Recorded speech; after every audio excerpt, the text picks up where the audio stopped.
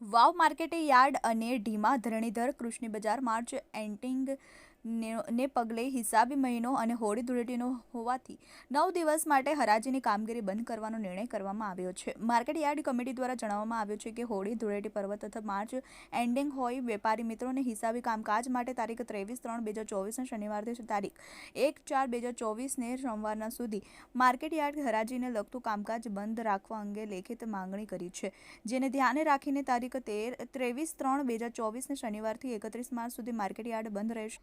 તારીખ 1/4/2024 સોમવારથી માર્કેટયાર્ડ ઢીમા ધરણીધર કૃષિ બજારમાં ચેરમેન રમેશભાઈ ચૌધરીએ જણાવ્યું હતું કે તારીખ 1/4/2024 સોમવારથી માર્કેટયાર્ડ ઢીમા ધરણીધર કૃષિ બજાર રાબેતા મુજબ ચાલુ રહેશે. ઢીમા માવસરી રોડ પર આવેલી માર્કેટયાર્ડમાં 9 દિવસ રજા જાહેર કરવામાં આવી છે. હોળી ધૂળેટીના તહેવારોને લઈને માર્કેટયાર્ડમાં જાહેર રજા રાખવામાં આવી હતી.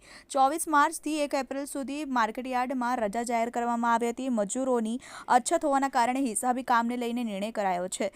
9 દિવસ સુધી માર્કેટયાર્ડને રજા જાહેર કરવામાં આવી હતી. માર્કેટયાર્ડમાં ખેડૂતો પોતાનો કિંમતી માલ નહીં વેચી શકે.